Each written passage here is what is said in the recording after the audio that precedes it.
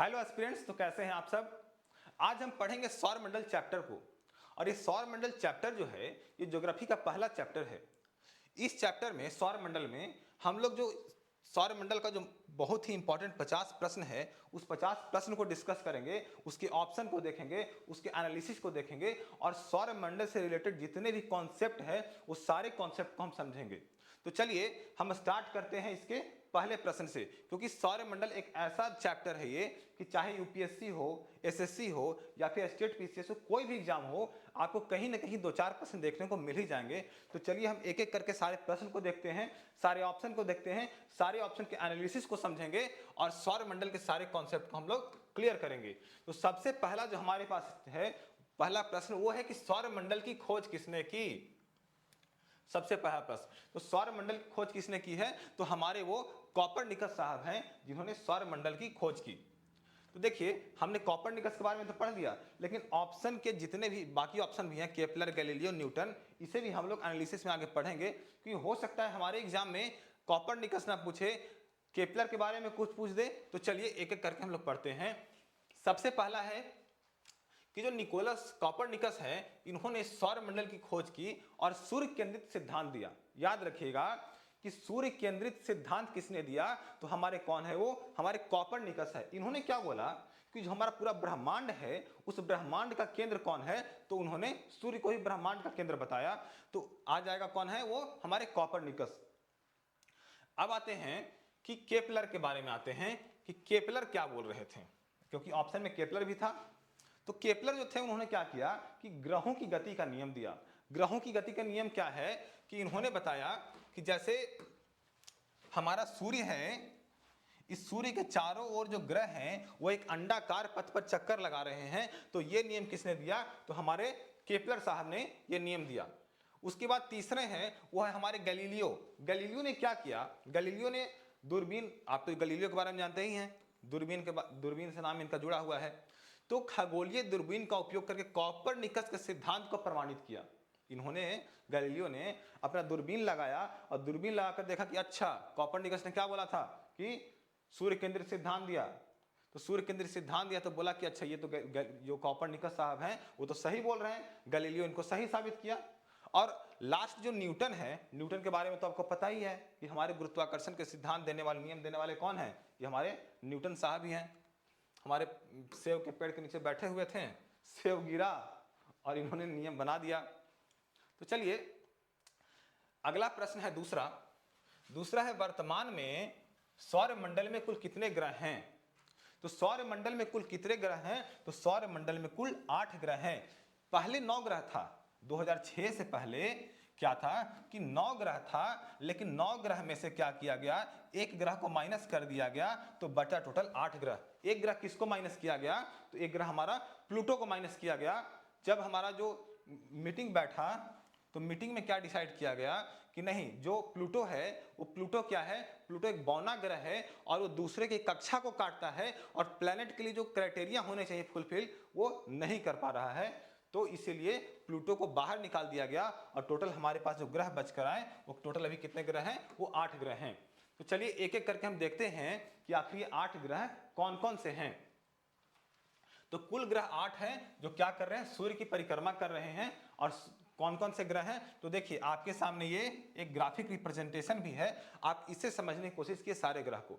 देखिए हमारे पास मरकरी यानी बुध, वीनस यानी शुक्र, अर्थ यानी पृथ्वी, मार्स यानी मंगल, जुपिटर यानी बृहस्पति, सैटर्न, शनि, यूरेनस, वरुण और नेपच्यून का मतलब हो गया, सॉरी, अरुण और नेपच्यून का मतलब हो गया क्या, वरुण। तो चलिए हम लोग थोड़ा सा ग्रह के बारे में समझते हैं कि आखिर एक ग्रह का डिवीजन कैसे हुआ है। देखिए आप यहां पे ध्यान दीजिए कि जो बृहस्पति है, जुपिटर है, जुपिटर से पहले वाले ग्रह बहुत आपको छोटे नजर आ रहे होंगे, छोटे छोटे ग्रह नजर आ रहे होंगे, और इसके बाद सारे ग्रह बड़े नजर आ रहे होंगे। तो चलिए आखिर ऐसा क्यों है, तो इसके लिए वैज्ञानिकों ने क्या किया कि एक डिवीजन किया यहां पर और बोला कि इसके बाद वाले ग्रह जो हैं वो कैसे हैं, तो वो हैं हमारे बाह्य ग्रह, और ये जो हमारे हैं ये कैसे हैं, ये हमारे आंतरिक ग्रह। यानी कि हमारे एस्ट्रोनॉमर ने, हमारे वैज्ञानिकों ने टोटल ग्रह जो 8 हैं इसको 2 डिवीजन में किया, एक आंतरिक ग्रह जो 4 वाले हैं वो इधर, और जो बाह्य ग्रह जो 4 हैं उनको अलग रखा। तो अलग रखा। अब इसमें देखेंगे हम लोग कि आखिर ऐसा क्यों हुआ है।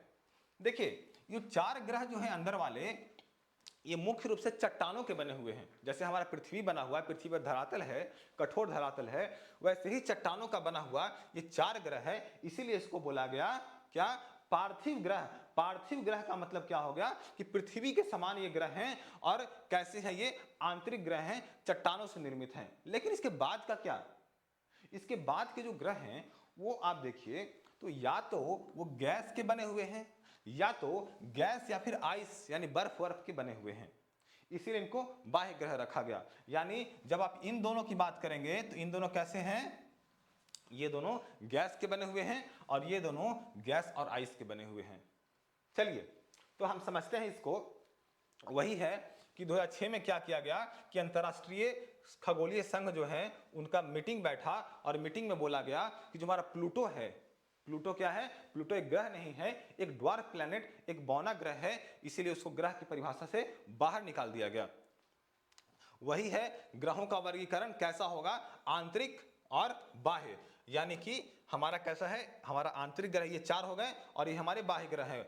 जोबियन के बारे में हमने पढ़ा था। जोबियन का मतलब क्या होता है, जुपिटर के समान। तो जोबियन जुपिटर के समान ग्रह कौन होंगे, तो ये चारों ग्रह जो होंगे इनको बोलेंगे हम लोग जोबियन, यानी जुपिटर के समान। जुपिटर के समान यानी कि गैस वैस के बने हुए हैं, गैस धूलखंड के बने हुए हैं। इसीलिए हम इधर वाले ग्रह को जोबियन ग्रह बोले, इधर वाले ग्रह को पार्थिव ग्रह बोले। तो आपको बिल्कुल ध्यान में रखना है इसको।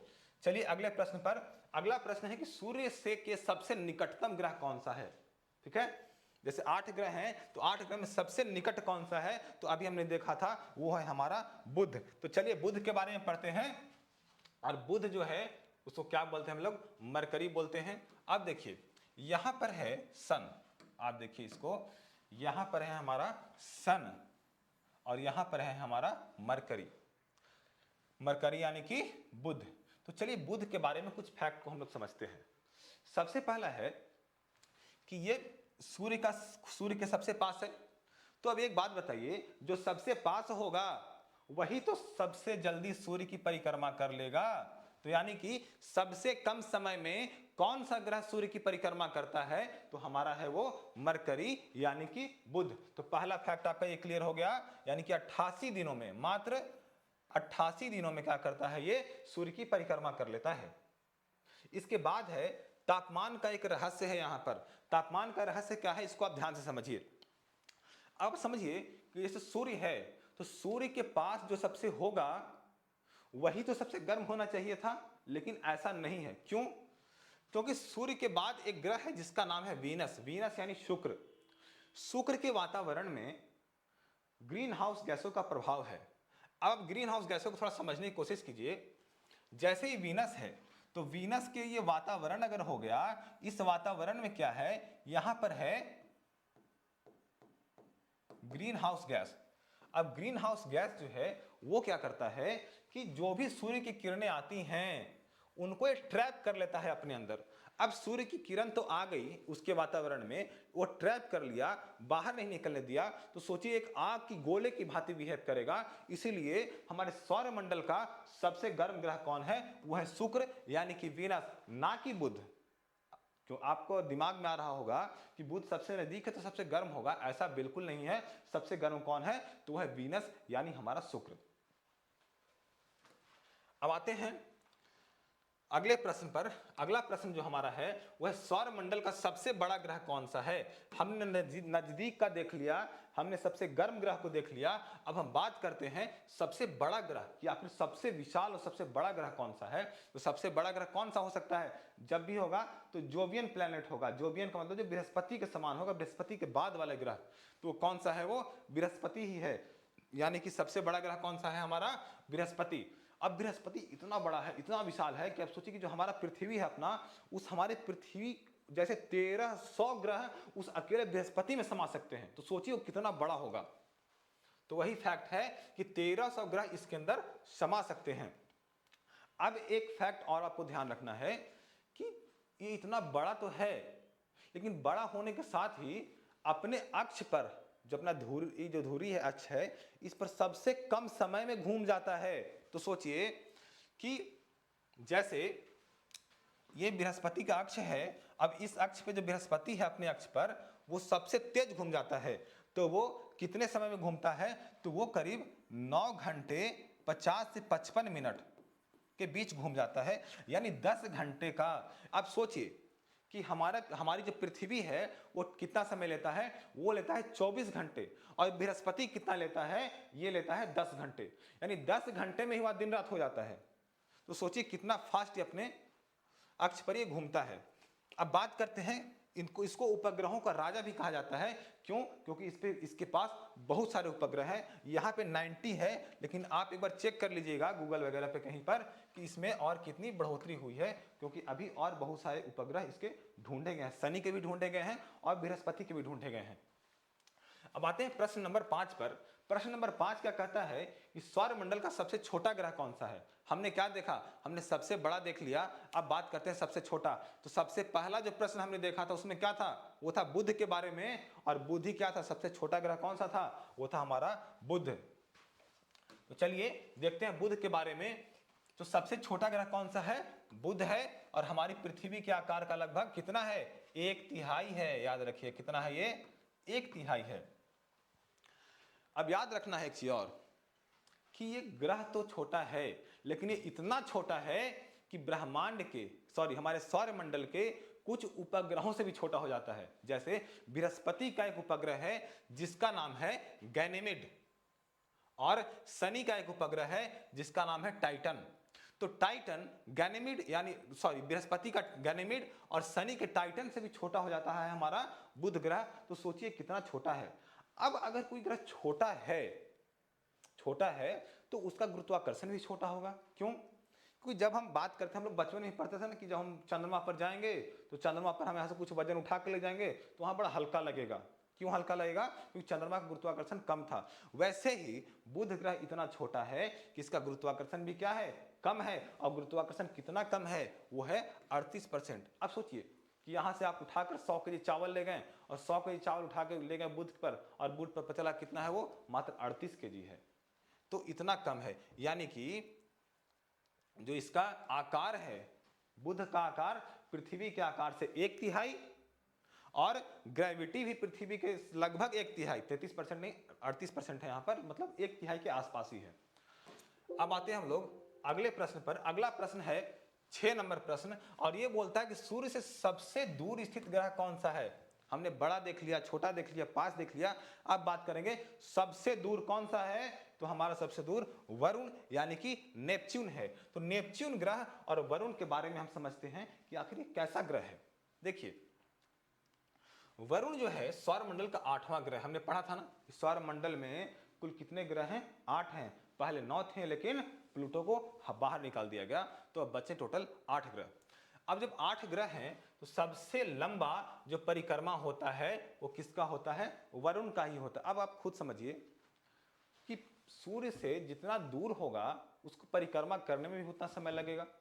तो यही बात है वरुण के साथ में, क्योंकि वरुण सौरमंडल का सबसे लास्ट का ग्रह है, और जिस पे सबसे लास्ट का ग्रह होगा यानी कि उसको परिक्रमा करने में भी उतना ही दिन लगेगा।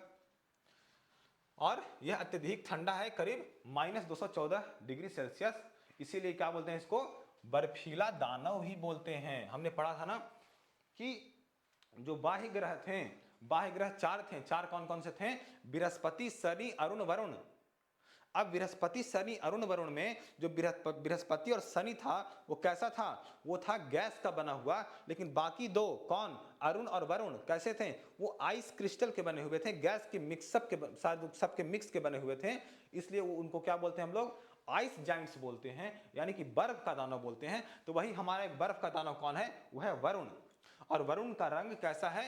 नीला है। नीला होने का कारण क्या है? क्योंकि वरुण का जो वातावरण है इसमें क्या पाया जाता है? वरुण के वातावरण में और वरुण ग्रह के अंदर भी, क्योंकि गैस का ही बना हुआ है, मीथेन पाया जाता है। अब जब मीथेन पाया जाएगा तो क्या करेगा वो? घर में आप नॉर्मल देखिएगा, जैसे मीथेन गैस जलाते हैं ना तो कैसा लौ निकलता है उसका? उसमें से लौ निकलेगा आपको ब्लू कलर का, यानी नीला लौ निकलेगा। वैसे ही अगर इसके वातावरण में इस ग्रह में मीथेन गैस है तो बाकी ग्रह को सोख लेगा और खुद कैसा प्रोड्यूस करेगा कलर, नीला कलर, इसलिए क्या इसको है, ये नीला है। अब आते हैं सातवां प्रश्न पर। सातवां प्रश्न है ग्रहों की गति का नियम किसने प्रतिपादित किया था।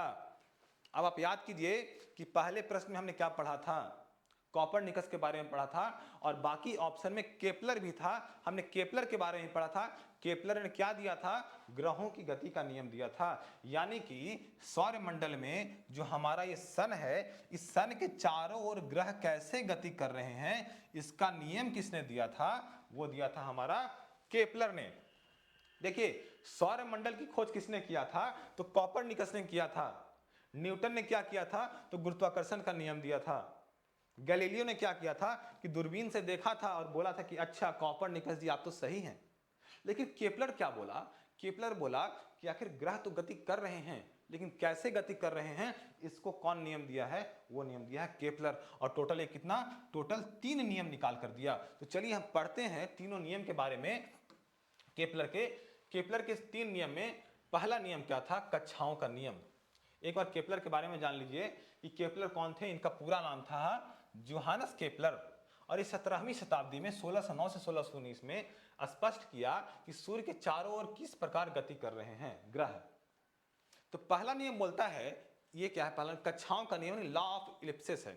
पहला नियम बोलता है कि जो हमारे सारे सौरमंडल में ग्रह हैं, वो मान लीजिए सूर्य है, तो सूर्य जो ग्रह है, ये ग्रह ऐसे राउंड गोलाकार नहीं कर रहे हैं, बल्कि कैसे गति कर रहे हैं, तो वो अंडाकार कर रहे हैं, यानी कि इलिप्टिकल कर रहे हैं। तो ये किसने दिया, ये हमारे केपलर महोदय ने दिया, और यही इनका पहला नियम भी है। पहला नियम क्या है कि जो ग्रह हैं वो सूर्य की गति एक अंडाकार पथ में कर रहे हैं, और जब अंडाकार पथ में ये सूर्य है अंडाकार पथ में गति करेंगे तो क्या करेंगे, ये 2 फोकस बनाएगा। कौन कौन से 2 फोकस बनाएगा, एक फोकस तो होगा दोनों के बीच के एक्सिस का, और दूसरा फोकस खुद सन हो जाएगा। तो यही था हमारा first law of Kepler. Kepler का पहला गति का नियम क्या था, कक्षाओं का नियम। और कक्षाओं का नियम यही कहता है कि ग्रह जो हैं वो सूर्य के अंडाकार गति कर रहे हैं, और अंडाकार गति करने के क्रम में ये 2 फोकस बनाएंगे। एक फोकस जो होगा दोनों के एक्सिस पर होगा, और दूसरा फोकस वो होगा हमारा सन। चलिए अब बात करते हैं दूसरे नियम की। दूसरा नियम क्या कहता है, दूसरा नियम बोला कि चलो एक काम करते हैं, जो हमारा सन है, इस सन की गति तो प्लैनेट कर रहे हैं, लेकिन इस गति में कुछ कंडीशन भी होगा। कंडीशन क्या होगा, एक समय ऐसा आएगा जब प्लैनेट सूर्य से नजदीक होंगे, यहां प्लैनेट होंगे। एक समय ऐसा आएगा जब प्लैनेट सूर्य से दूर भी होंगे। तो दूसरे नियम में केपलर ने बोला कि जब कोई प्लैनेट सन से दूर होगा तो धीमी गति करेगा, यानी धीमी चाल से इसका परिक्रमा करेगा, और जब कोई प्लैनेट सन से नजदीक होगा तो फास्ट गति करेगा। तो यही था हमारा केपलर का दूसरा नियम। दूसरा नियम क्या कहता है कि कोई भी प्लैनेट अगर सूर्य से नजदीक है तो तेज गति करेगा, अगर दूर है तो क्या करेगा, धीमी गति करेगा। उसके बाद है तीसरा नियम। हमने क्या है, यह है दूसरा नियम। उसके बाद है तीसरा नियम। तीसरा नियम क्या कहता है, तीसरा नियम कहता है कि जो हमारा, इसको बोलते हैं लॉ ऑफ हार्मोनीज। इसमें बोलता है कि सूर्य जो है, किसी ग्रह को सूर्य की एक परिक्रमा करने में लगा समय जो होगा का वर्ग, यानी कि जो टाइम है टी, इस टी का जो वर्ग होगा वो क्या करेगा कि सूर्य से औसत दूरी के घन के समानुपाती होगा। ये जो होगा क्या होगा, ये समानुपाती होगा। किसके समानुपाती होगा, तो ये समानुपाती किसके होगा, ये हमारे जो डिस्टेंस है, डिस्टेंस के घन के समानुपाती होगा। तो ये था हमारा तीसरा नियम। तीसरा नियम क्या कहता है कि जो टाइम लगेगा परिक्रमा करने में, वो टाइम क्या होगा, उसका स्क्वायर जो होगा वो दोनों के बीच के डिस्टेंस के क्यू के बराबर होगा। तो हमारा ये तीसरा नियम था। तो हम तीनों नियम को ध्यान से देख लिए। अब आते हैं 8वें प्रश्न पर। 8वां प्रश्न है, सूर्य मुख्य रूप से किन गैसों से मिलकर बना है? देखिए ये क्वेश्चन इंपॉर्टेंट भी है। कैसे? क्योंकि हर एग्जाम में पूछ लिया जाता है, इंपॉर्टेंट भी है और आसान भी है, आप सबको पता होगा। कौन है ये? तो हाइड्रोजन और हीलियम।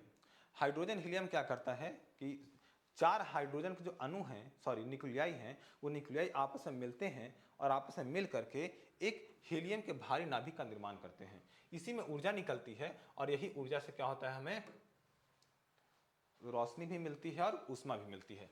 तो चलिए संरचना देखते हैं, मुख्य रूप से किसका बना है? हाइड्रोजन का। हाइड्रोजन कितना है? तो हाइड्रोजन है, इसमें हाइड्रोजन सबसे ज्यादा है, कितना है? 71 से 74%। इसके बाद क्या है? इसके बाद हीलियम है। हीलियम कितना है? ये है 24 से 26%। ठीक है, यानी सबसे ज्यादा क्या है? हाइड्रोजन है, उसके बाद हीलियम है। तो हाइड्रोजन कितना है? 71 से 74% और हीलियम है 24 से 26%।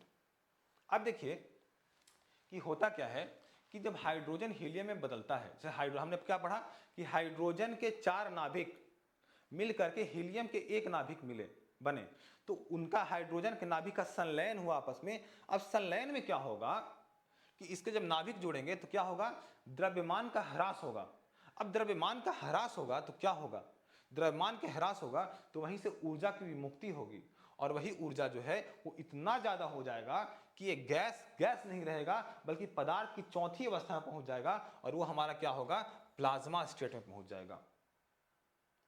तो याद रखना है कि कैसा हो जाएगा? वो प्लाज्मा में कन्वर्ट हो जाएगा। अब आते हैं एक और इंपॉर्टेंट फैक्ट पर, वो है मास के बारे में।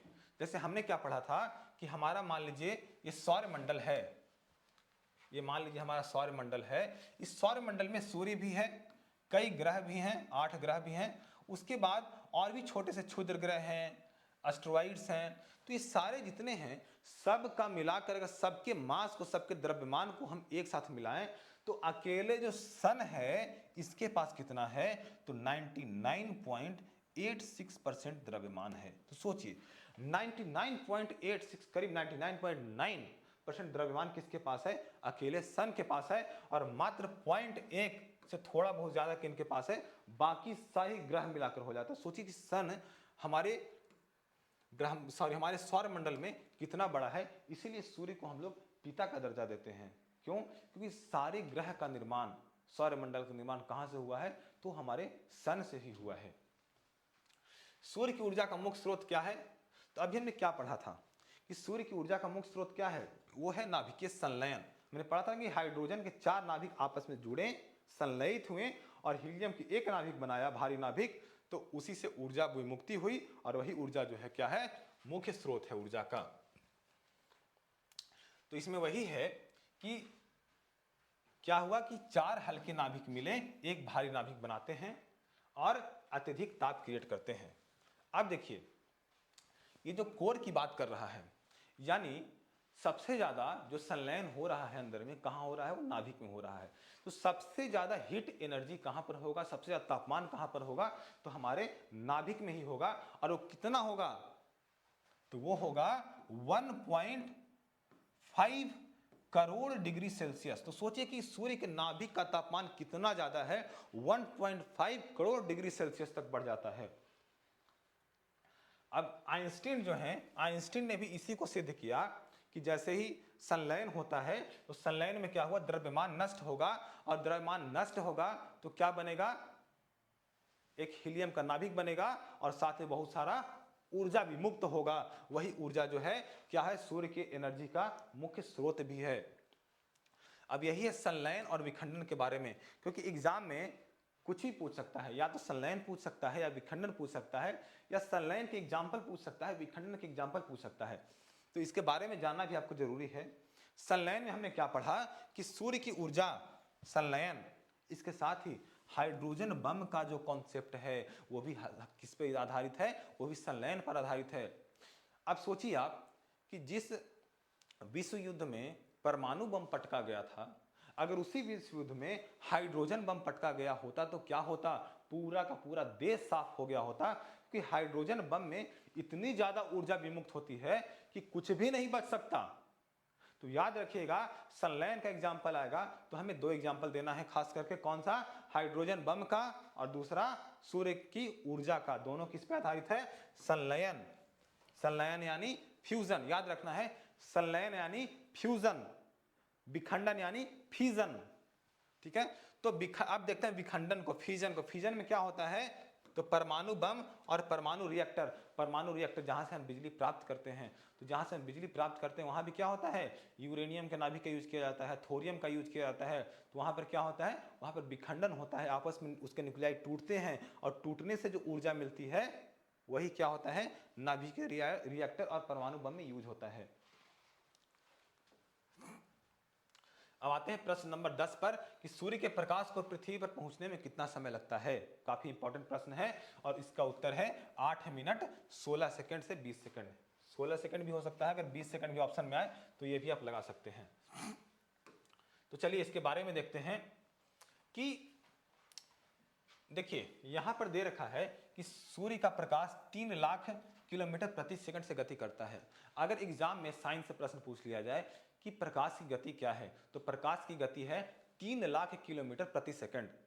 अब यही 3 लाख किलोमीटर प्रति सेकंड की रफ्तार से सूर्य से किरण आएगी, रोशनी आएगी, और वो उसको कितना ट्रेवल करना पड़ेगा, 15 करोड़ किलोमीटर तक ट्रेवल करना पड़ेगा। क्यों, क्योंकि सूर्य से पृथ्वी के बीच की दूरी कितनी है, तो 15 करोड़ किलोमीटर।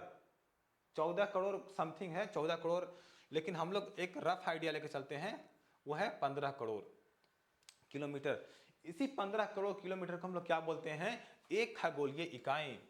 यानी कि आपके सामने एक और इंपॉर्टेंट फैक्ट है कि एक खगोलीय इकाई यानी कि एक एस्ट्रोनॉमिकल यूनिट किसको बोलते हैं, तो वो बोलते हैं कि सूर्य से लेके, सूर्य के केंद्र से लेकर के पृथ्वी के केंद्र के बीच की जितनी दूरी है उसको हम लोग बोलते हैं एक खगोलीय इकाई, और वो कितना है, 15 करोड़ किलोमीटर।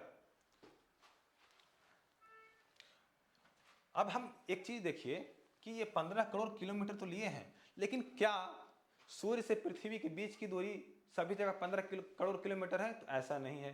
क्यों, क्योंकि हमने केपलर का नियम क्या देखा था, केपलर का पहला नियम ही था कि जो ग्रह हैं वो ग्रह क्या करेंगे, केपलर का फर्स्ट लॉ ही क्या था कि जो कोई भी, ये मान लीजिए सन है और कोई भी ग्रह है तो कैसे गति करेगा, तो अंडाकार पथ पर गति करेगा।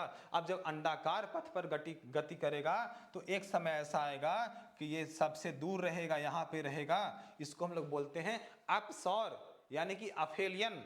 दूसरा कंडीशन ये होगा कि सबसे नजदीक भी हो सकता है, इसको क्या हम लोग बोलते हैं, इसको बोलते हैं हम लोग उपसौर।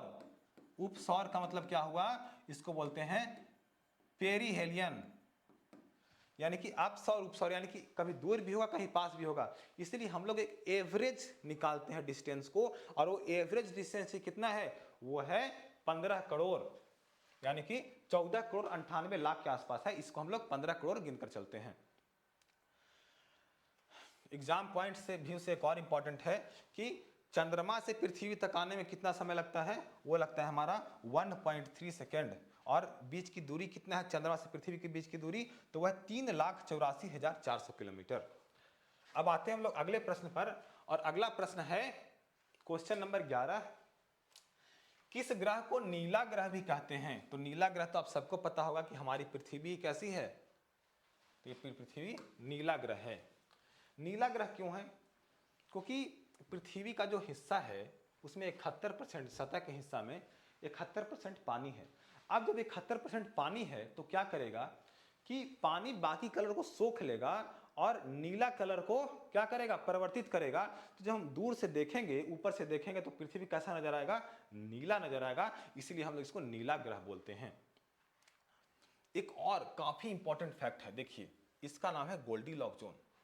कि गोल्डीलॉक जोन होता क्या है, काफी एग्जाम में पूछ लिया जाता है कि गोल्डीलॉक जोन किसे कहते हैं। तो आप इसे ध्यान से समझिए, गोल्डीलॉक जोन वह जोन है जिस जोन पर जीवन के लिए संभावित कंडीशन उपलब्ध हो। सिंपल सा बात। अब सौरमंडल में मान लीजिए कि हमारा पृथ्वी है, तो हमारा पृथ्वी एक ऐसे गोल्डीलॉक जोन पर स्थित है जहां पर उतना ही तापमान चाहिए सूर्य से जितना कि पानी, वातावरण, सब चीज के लिए अनुकूल हो, इसीलिए वहां पर जीवन है। यानी कि उस सटीक क्षेत्र में स्थित जहां तापमान, तरल पानी और जीवन पनपने के लिए बिल्कुल अनुकूल हो, उसी को बोलते हैं गोल्डीलॉक जोन। अब आप देखिए कि क्या ये गोल्डीलॉक जोन जो है वो हमारे सिर्फ सौर मंडल में ही है? ऐसा नहीं है। कई वैज्ञानिकों का दावा है कि हो सकता है कई ऐसे और सौर मंडल हों जहां पर कई ग्रह गोल्डीलॉक जोन में स्थित हों और वहां पर क्या होगा, वहां पर जीवन संभव होगा। यानी गोल्डीलॉक जोन एक ऐसे क्षेत्र को बोलते हैं जहां पर तापमान उतना हो जितना कि तरल पानी और जीवन पनपने के लिए बिल्कुल अनुकूल हो, जैसे कि हमारी पृथ्वी। अब नीला ग्रह तो हमने देख लिया। अब बात करते हैं कि और ग्रह कैसे हैं। तो लाल ग्रह कौन है? यह है हमारा मंगल। क्यों है? क्योंकि आयरन ऑक्साइड के कारण, यहां पर आयरन ऑक्साइड बहुत ज्यादा है, इसलिए मंगल एक लाल ग्रह है। हरा ग्रह कौन सा है? हरा ग्रह है अरुण। क्यों है? क्योंकि यहाँ पे मीथेन पाया जाता है। अगर मीथेन गैस पाया जाएगा तो क्या करेगा, बाकी जो कलर है उसको सोख करके क्या करेगा, हरा और नीला कलर प्रोड्यूस करेगा। इसीलिए हरा नीला कलर जो है वो कौन सा है? अरुण। पीला ग्रह शुक्र को बोलते हैं। क्यों पीला ग्रह शुक्र है? क्योंकि सल्फ्यूरिक एसिड का घना बादल है। अब सल्फ्यूरिक एसिड का घना बादल है तो कैसा हो जाएगा, वो पीला नजर आएगा। तो लाल ग्रह मंगल, हरा और नीला ग्रह अरुण और पीला ग्रह शुक्र और नीला ग्रह तो हमारा पृथ्वी है ही। अब बात करते हैं प्रश्न नंबर 12 की। वह लाल ग्रह के नाम से किसे जाना जाता है? तो मंगल वही रिपीटेड प्रश्न है। अब आते हैं, ये किसी कहीं और का डिस्क्रिप्शन इसमें आ गया है, फिर भी इसको समझ लेते हैं शुक्र के बारे में कि शुक्र को पृथ्वी की जुड़वा बहन कहा जाता है। क्यों कहा जाता है शुक्र को पृथ्वी का जुड़वा बहन? क्योंकि शुक्र का जो आकार, द्रव्यमान और गुरुत्वाकर्षण जो है ये सभी पृथ्वी के समान है। इसी के लिए हम इसको बोलते हैं भगिनी ग्रह, यानी कि जुड़वा बहन। भगिनी ग्रह बोलते हैं इसको। और सबसे चमकीला भी है, सबसे चमकीला है, इसीलिए इसको भोर का तारा और सांझ का तारा भी बोलते हैं। अब यहां पर क्या है, इसके वायुमंडल में 96% कार्बन डाइऑक्साइड के कारण उत्पन्न भयंकर ग्रीन हाउस गैस के प्रभाव से क्या होता है, तापमान 470 डिग्री सेल्सियस तक पहुंच जाता है। हमने पहले भी पढ़ा था कि जो शुक्र है वो शुक्र हमारे सौर मंडल का सबसे गर्म ग्रह है। सबसे गर्म ग्रह क्यों था? क्योंकि इसके वातावरण में ग्रीन हाउस गैस है। और कौन सा है वो हमारा कार्बन डाइऑक्साइड है। कितना है? 96% है। अब 96% कार्बन डाइऑक्साइड है तो क्या करेगा, सारी रोशनी को, जो भी किरणें आएंगी उसको ट्रैप करके रखेगा और ट्रैप करके रखने के बाद क्या हो जाएगी, सबसे गर्म ग्रह हो जाएगा। इसके साथ ही सौरमंडल के दो ग्रह कौन कौन से? पहला हमारा शुक्र और दूसरा हमारा अरुण। यानी कि एक वो ग्रह जो शुरुआत से दूसरा है और एक वो ग्रह जो लास्ट से दूसरा है। यानी कि शुक्र और अरुण दो ऐसे ग्रह हैं जो कैसे हैं, दोनों उल्टी दिशा में घूमते हैं। अब आप देखिए सौरमंडल में सारे ग्रह कैसे घूमते हैं। सारे ग्रह घूमते हैं पश्चिम से पूरब की ओर, और इसीलिए हम देखते हैं कि पूर्व से सूर्योदय हो रहा है। लेकिन दो ग्रह ऐसे हैं, कौन कौन? शुक्र और अरुण, वो विपरीत दिशा में घूमते हैं। वो यानी वो कैसे घूमते हैं, वो पूरब से पश्चिम घूमते हैं। इसीलिए शुक्र और अरुण पर सूर्योदय किधर होगा, पश्चिम की ओर होगा। 13 नंबर प्रश्न को देखते हैं कि मंगल ग्रह का रंग लाल किसके कारण होता है। तो हमने अभी पढ़ा था ना कि आयरन ऑक्साइड के कारण मंगल ग्रह का रंग कैसा होता है, लाल होता है। वही है आयरन ऑक्साइड। इसका वायुमंडल बहुत पतला होता है और इसमें मुख्य रूप से कार्बन डाइऑक्साइड कितना है, 95% मौजूद होता है वायुमंडल में इसके भी। हाँ, एक चीज देखना है इसमें कि सबसे ऊंचा पर्वत निक्स ओलंपिया, ओलंपस मोन्स, दोनों एक ही नाम है। निक्स ओलंपिया कहो या फिर ओलंपस मोन्स, दोनों कहां पर स्थित हैं? तो हमारे दोनों कहां पर स्थित? मंगल पर ही स्थित हैं। और ये जो आपका जो ज्वालामुखी पर्वत है, ये ज्वालामुखी पर्वत हमारे हिमालय से 3 गुना बड़ा है। तो हमारा हिमालय कितना है, 8.8 किलोमीटर।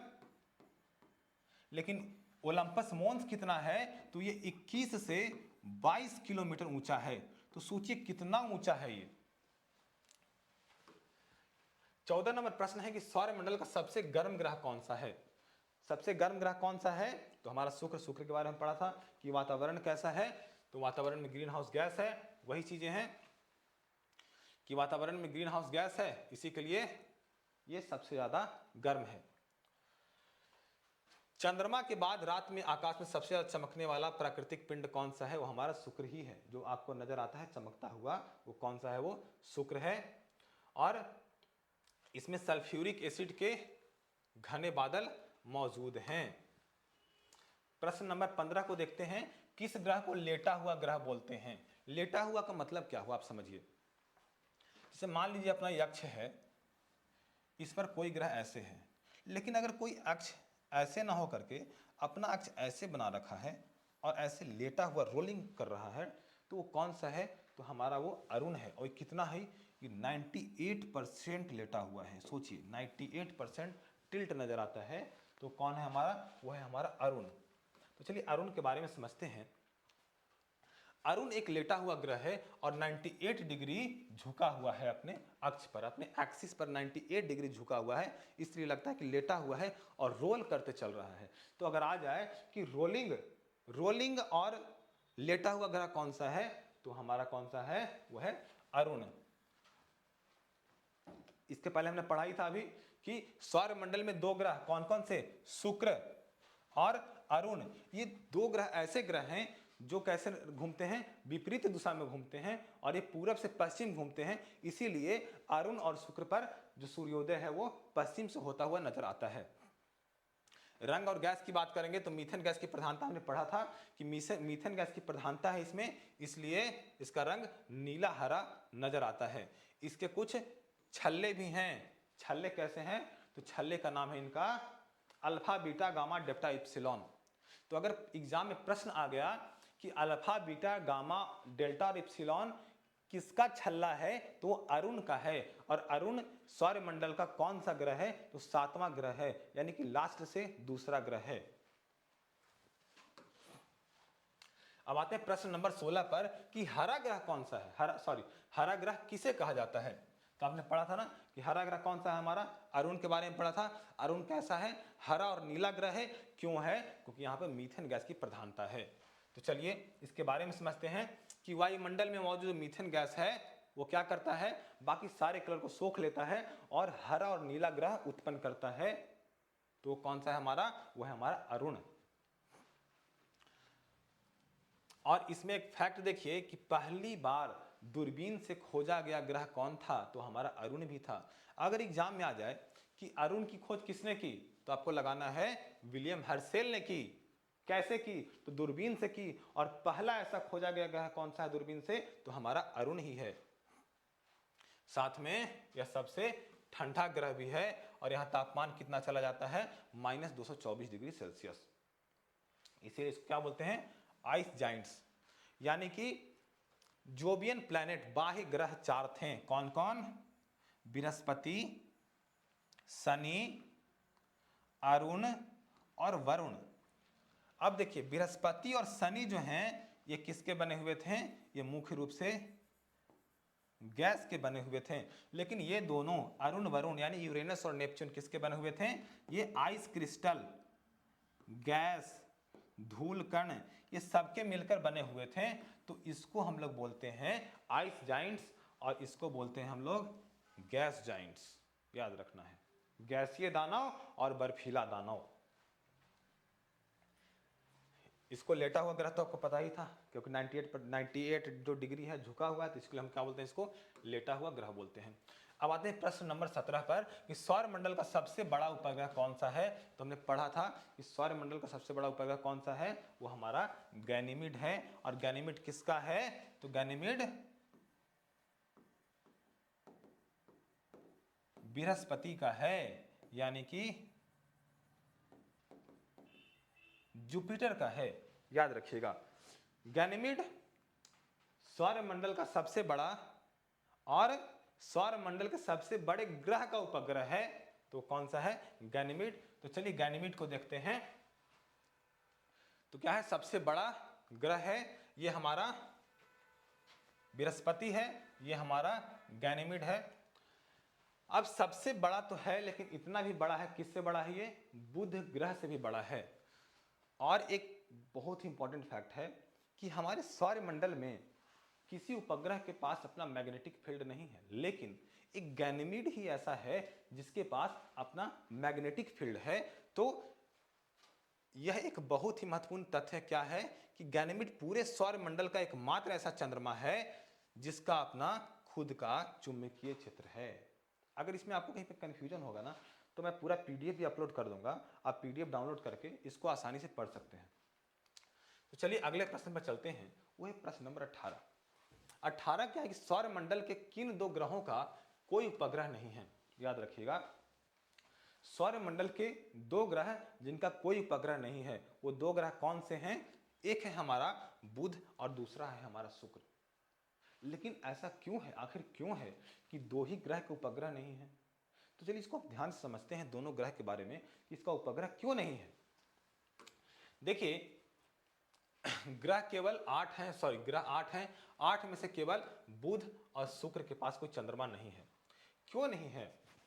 देखिए आप इसको समझिए, जैसे बुध कहां पर स्थित है, तो बुध जो है ये हमारा सन अगर है तो बुध यहां पर है और यहां पर शुक्र है, यानी कि ये है हमारा सन, ये है हमारा मरकरी और ये है हमारा वीनस यानी शुक्र।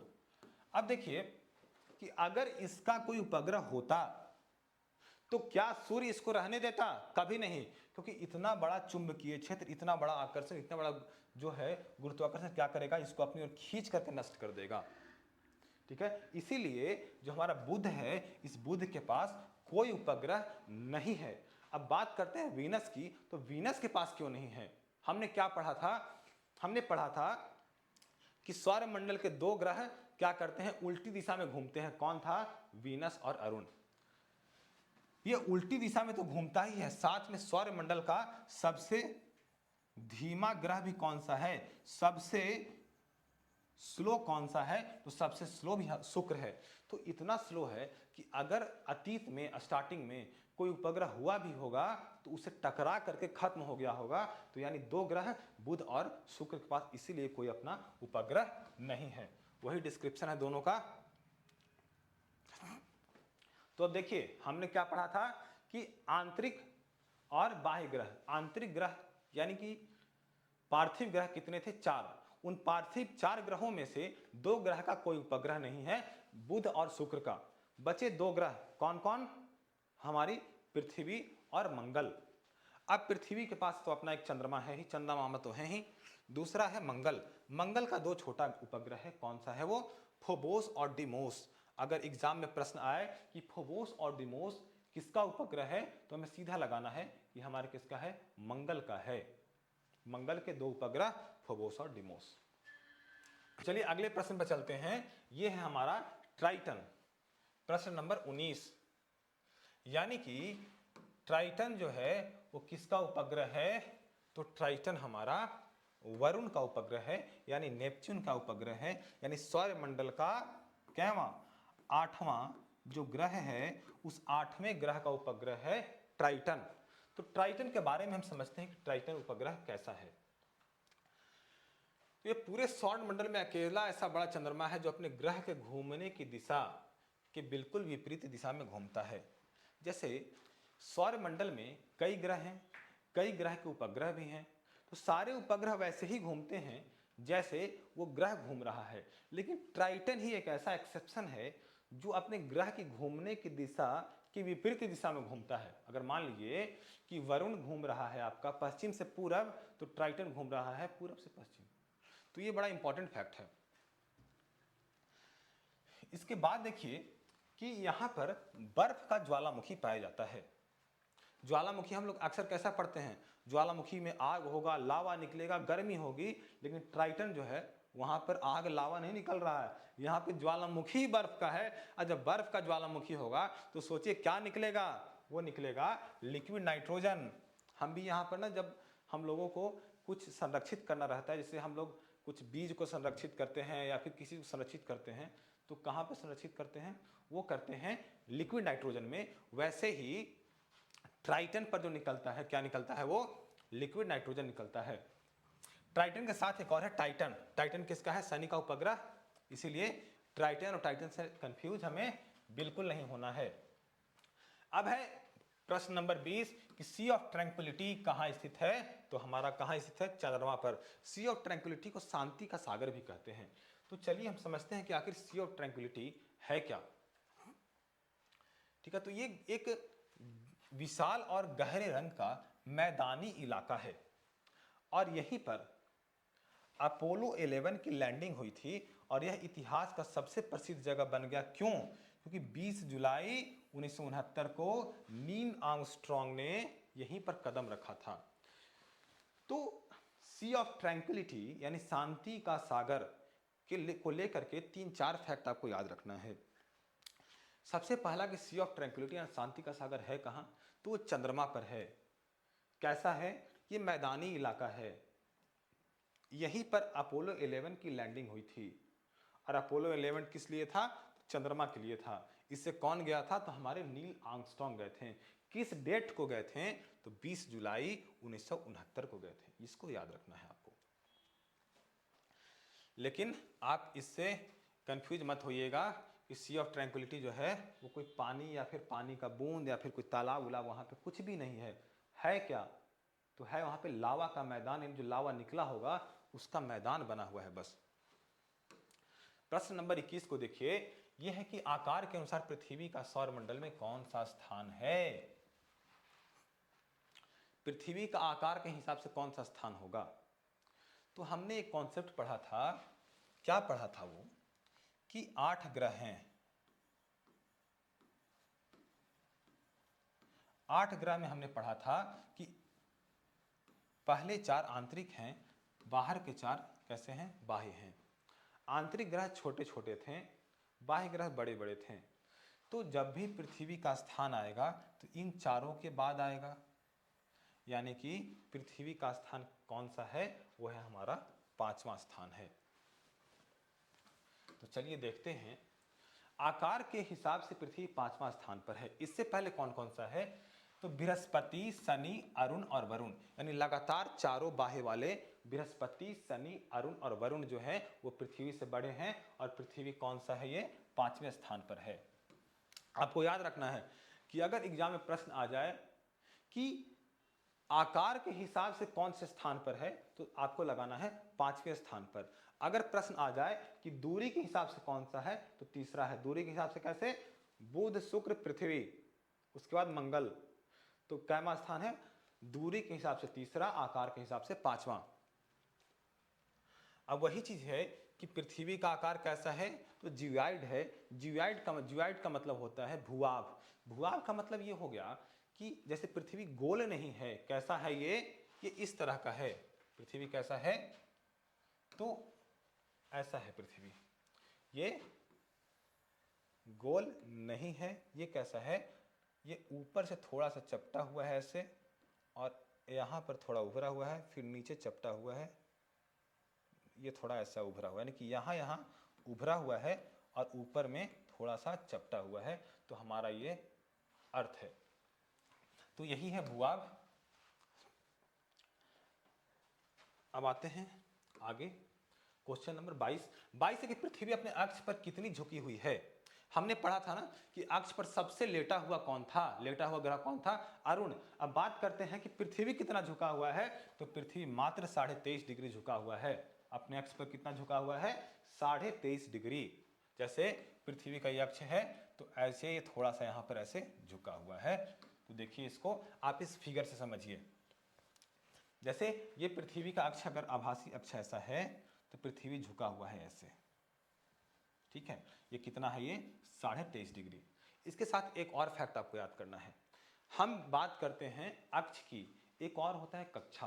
कक्षा कक्ष वो होता है जब पृथ्वी सूर्य के चारों ओर एक कक्ष में चक्कर लगाती है, उसको बोलते हैं कक्षा। तो अपने कक्षा में वो 66.5 डिग्री झुका हुआ है और अपने अक्ष पर वो कितना झुका हुआ है? 23.5 डिग्री। अगर हम यहाँ पे सन है और ऐसे चक्कर लगा रहा है तो अपने इस अक्षा में यहाँ पर इस अक्ष में कितना झुका हुआ है? ये 66.5 डिग्री। लेकिन अपने ही अक्ष पर जहाँ पर वो खुद से क्या कर रही है? रोटेट कर रही है, वो कितना है? 23.5 डिग्री झुका हुआ है। तो आपको अक्ष और कक्षा में ध्यान रखना है। अक्ष पर 23.5 डिग्री और अपने ऑर्बिटल प्लेन यानी कक्षीय समतल में कितना 66.5 डिग्री। तो दोनों आपको याद रखना है। प्रश्न नंबर 23 है कि सूर्य की बाहरी आवरण को क्या कहते हैं जो केवल पूर्ण सूर्य ग्रहण के समय दिखाई देता है।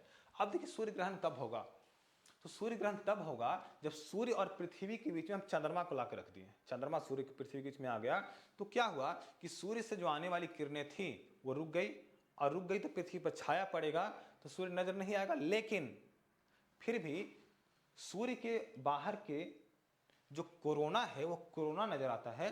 तो क्या दिखाई देता है ग्रहण के समय, तो हमारा कोरोना दिखाई देता है। कोरोना, आप ये कोरोना वायरस से मत समझ लीजिएगा।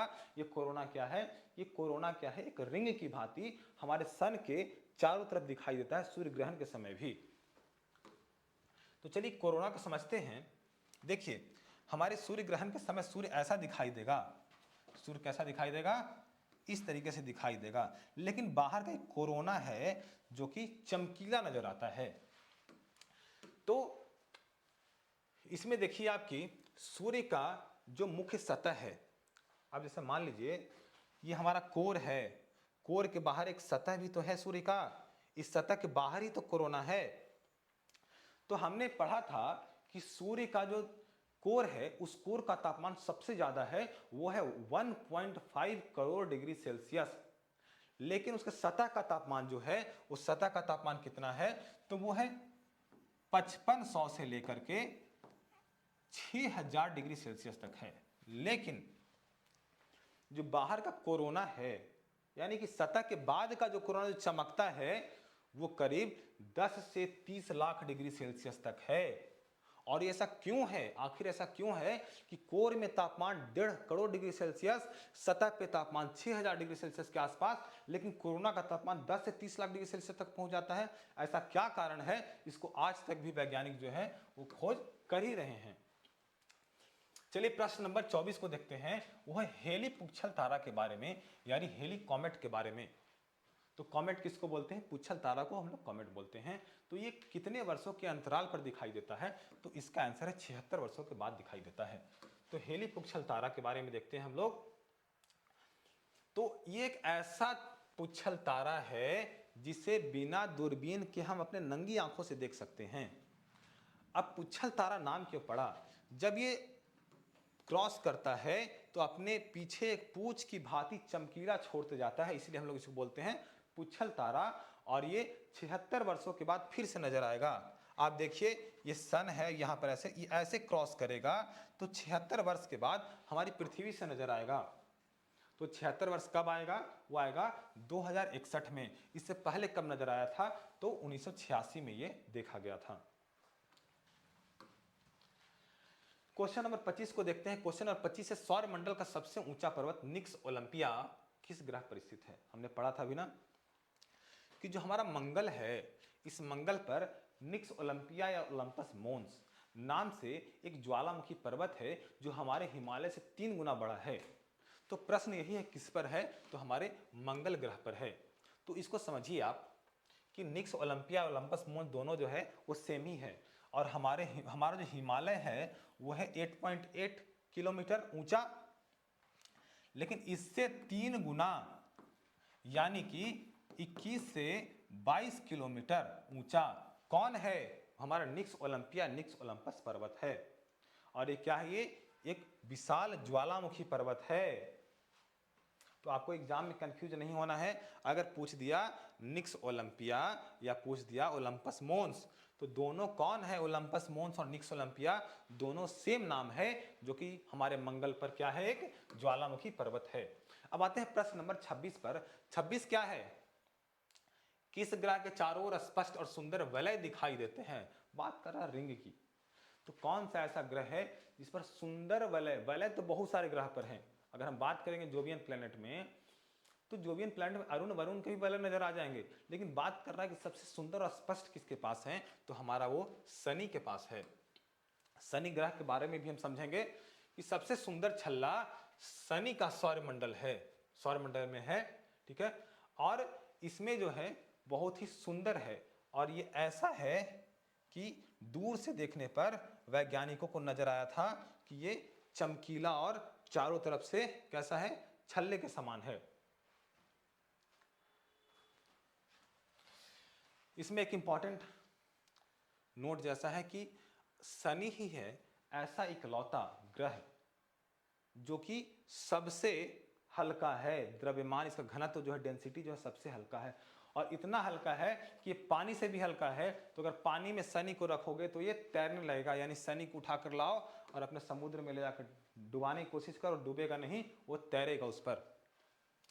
क्वेश्चन नंबर 27 है कि रात में आकाश में सबसे चमकीला तारा कौन सा है। काफी इंपॉर्टेंट प्रश्न है, सबसे चमकीला कौन है। बहुत सारे लोग लगाते लेंगे इसको ध्रुव तारा, लेकिन ध्रुव तारा सबसे चमकीला तारा नहीं है। सबसे चमकीला तारा है हमारा सीरियस, यानी कि डॉग स्टार। तो चलिए पढ़ते हैं डॉग स्टार के बारे में। देखिए, आप एक चीज ध्यान दीजिएगा कि एंशियंट टाइम से जितने भी तारों के समूह का नाम रखा गया है वो कुछ न कुछ स्टोरी और आकार के नाम पर रखा गया है। जैसे रात में सो रहे हैं आप और ऊपर देखते हैं, ऊपर देखने के बाद नजर आता है कोई तो कुल्हाड़ी लेकर खड़ा है, किसी को देखते हैं कि धनुष लेकर खड़ा है, वो तारों का समूह नजर आता है, उसे लोग इमेजिन कर लेते हैं कि अच्छा ये तो ऐसा दिख रहा है, तो उसके आधार पर उसका नामकरण कर देते हैं। वैसे ही नाम रखा गया है डॉग स्टार का। आप देखिए तो इस तारों के समूह में यहाँ पर ये कैसा नजर आ रहा है, ये कुत्ते की भांति नजर आ रहा है, डॉग की भांति नजर आ रहा है, और इसी में एक यहाँ पे चमकीला तारा है सीरियस। ठीक है, तो सीरियस जो है ये क्या है, चमकीला तारा है, और यही क्या है, इसको बोलते हैं हम लोग डॉग स्टार। तो सबसे चमकीला तारा कौन है, वो हमारा सीरियस एंड डॉग स्टार।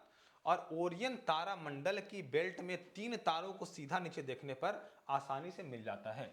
जैसे आप इसमें देखें तो ये 3 तारा मंडल है ना, ऐसे यहां पे नीचे देखेंगे तो आपको सीरियस मिल जाएगा।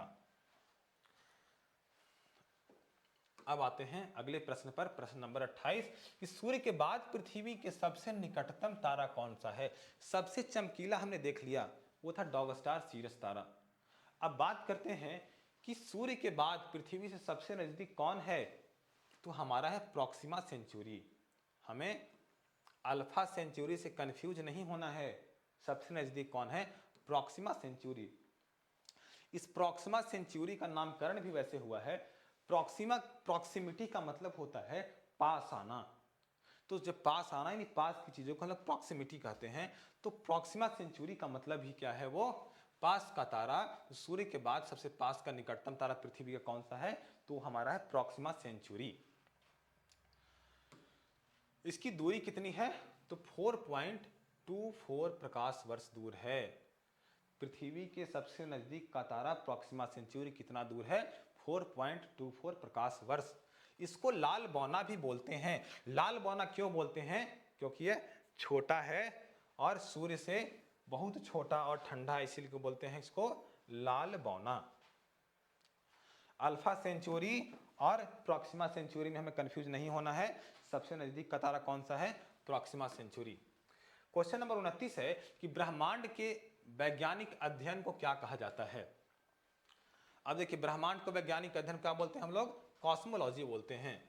तो चलिए देखते हैं हम इसे कि ब्रह्मांड का अध्ययन में क्या आ जाएगा। आप सोचिए, ब्रह्मांड के अध्ययन में ही जाएगा ना कि ब्रह्मांड की उत्पत्ति कैसे हुई, बिग बैंग कैसे हुआ, कैसे फैला, कैसे ठंडा हुआ, कैसे सौरमंडल बने।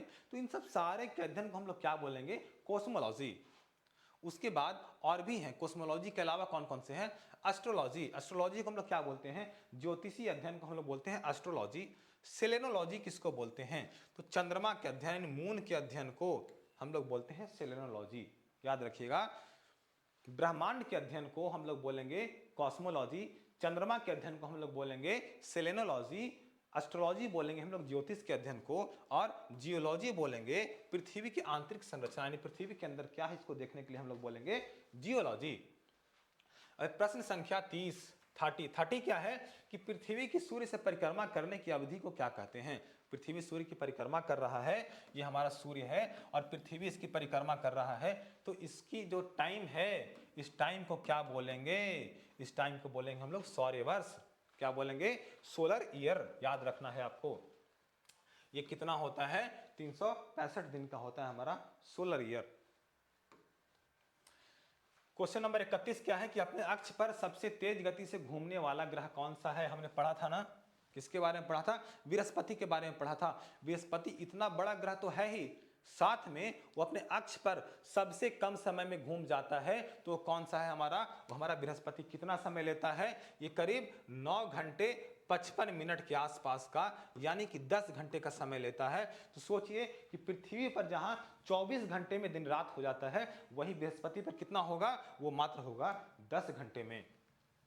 तो चलिए बृहस्पति के बारे में देखते हैं हम, कि सबसे तेज घूमता है अपने अक्ष पर, 9 घंटे 55 मिनट का समय लेता है। और आकार पर प्रभाव क्या होगा? अब सोचिए आप कि अगर किसी चीज को तेज गति से घुमाएं अपने अक्ष पर ही, तो क्या होगा? वो उसका शेप भी दिन प्रतिदिन चेंज होता जाएगा। यानी जिस तरीके से हमारा पृथ्वी है ऊपर से चपटा, बीच में फूला हुआ, वैसे ही ये हो जाएगा। इसका भी जो इक्वेटर होगा, कैसा होगा इक्वेटर इसका? थोड़ा उभरा हुआ होगा। और ध्रुव कैसा होगा? चपटा होगा। क्यों होगा? क्योंकि तेज गति से घूम रहा है, तो बीच की चीजें फैलेंगी, ऊपर की चीजें धंस जाएंगी। क्वेश्चन नंबर 32 क्या है कि अपने अक्ष पर सबसे धीमी गति से घूमने वाला ग्रह कौन सा है? सबसे धीमी गति से कौन घूमता है? तो वो है शुक्र। हमने पढ़ा था ना कि दो ऐसे उपग्रह जिनके पास अपना मून नहीं था। कौन कौन? बुध और शुक्र। बुध क्यों नहीं था बुध के पास? क्योंकि इसके पास सन नजदीक था, तो वो खींच लेता, अपनी तरफ खत्म कर देता। लेकिन शुक्र के पास क्यों नहीं था? कि शुक्र बहुत धीमे गति करता है। अब जो धीमे गति करेगा तो उसका चंद्रमा खुद उससे टकरा करके क्या होगा? खत्म हो जाएगा। तो सबसे धीमी गति से घूमने वाला कौन ग्रह कौन सा है? वो हमारा शुक्र, यानी कि वीनस है। तो देखिए ये जो है, इससे अपना एक चक्कर लगाने में, अपना एक दिन पूरा करने में कितना समय लगाता है? ये 243 दिन। देखिए ये जो अक्ष है, इसी पे गोल गोल घूमने में ये लगा देता है 243 दिन। लेकिन जो ये सन है, इस सन का जो ऑर्बिट चक्कर लगाता है, ये लगाता है कितने समय में? ये लगाता है 225 दिन में। अब शुक्र का कंडीशन देखिए, 225 दिन में ये क्या कर रहा है? सूर्य का चक्कर लगा दे रहा है, और अपने ही अक्ष पे घूमने में इसको लग जा रहा है कितना? 243 दिन। यानी कि इसका दिन रात जो होगा वो 243 दिन में, पृथ्वी के 243 दिन में वहां पर एक दिन रात होगा। और ये 225 दिन में क्या कर रहा है? पूरे सन का ही चक्कर लगा दे रहा है। तो ये पहला ऐसा ग्रह है जो अपने अक्ष पर ज्यादा समय में घूमता है और उससे कम समय में वो सूर्य का चक्कर लगा लेता है। क्वेश्चन नंबर 33 है कि बिना उपग्रह वाले ग्रह बुध को सूर्य की एक परिक्रमा पूरी करने में कितना समय लेता है? तो हमने पढ़ा था ना, क्या पढ़ा था? कि जो सबसे नजदीक होगा वो सबसे तेज घूमेगा। तो सबसे नजदीक कौन था? बुध। और बुध कितने दिन में घूम जाएगा? मात्र 88 दिन में सूर्य का चक्कर लगा लेगा। वहीं पृथ्वी कितना दिन लगाता है? 365 दिन में। और ये कितना लगा देगा? मात्र 88 दिन में। अब यहां पर क्या है कि यहां पे इसका कोई मून चंद्रमा नहीं है और कोई प्राकृतिक उपग्रह भी नहीं है। यहां पे आप देख लीजिए, ये हमारा सन है, और सन के ही पास में ये हमारा क्या है? बुध, यानी मरकरी सबसे पास में है। तो सबसे कम समय का ऑर्बिट इसी का होगा। वो कितना होगा? वो होगा 88 दिन का। तो इसको आपको बिल्कुल याद रखना है। अब आते हैं क्वेश्चन नंबर 34 पर। क्वेश्चन नंबर 34 है, सौर कलंक का तापमान सूर्य के सतह के तापमान से कितना होता है? बात आता है सौर कलंक यानी कि सन स्पॉट की, यानी सन पर भी धब्बा लग गया। हमें तो नजर नहीं आता है नंगी आंखों से, लेकिन सन के ऊपर भी क्या हुआ? धब्बा लग गया। तो वो क्या होता है? उसका तापमान कम होता है। कम होगा तभी तो काला धब्बा नजर आएगा। देखिए ये हमारा सन है, मान लीजिए सन का सरफेस है, और सन के सरफेस के ऊपर एक काला धब्बा है। ये काला धब्बा क्यों होता है, इसको भी समझने की कोशिश कीजिए आप। जैसे सन के सतह की तापमान कितना है? तो 6000 डिग्री सेल्सियस है, 5500 से लेकर 6000 डिग्री सेल्सियस के आसपास है। अब सन के अंदर भी बहुत तगड़ा मैग्नेटिक पावर है। जब मैग्नेटिक पावर होगा तो कभी कभी कहीं पर ज्यादा लग रहा होगा मैग्नेटिक पावर, तो उसमें क्या करेगा कि जो उष्मा सतह पर जा रही थी उसको भी वो खींच लेगा। तो जहां पर खींचेगा वहां पर कैसा नजर आएगा? काला धब्बा नजर आएगा। वही काला धब्बा यहां पर नजर आता है। यानी कि चुंबकीय क्षेत्र के कारण वो कैसा हो जाता है? काला हो जाता है। लेकिन ये काला जो है, इसकी संख्या भी कोई निश्चित नहीं है। क्यों निश्चित नहीं है? इसके पीछे रीजन है कि जो हमारा सौर चक्र है, सोलर साइकिल है, यानी कभी कभी ज़्यादा फ्लेयर निकलता है, कभी कम निकलता है। तो एक सोलर साइकिल होता है 11 सालों का, 11 वर्ष का। इसी सौर चक्र के कारण इसका जो संख्या है स्पॉट का, ये बढ़ते घटते रहता है।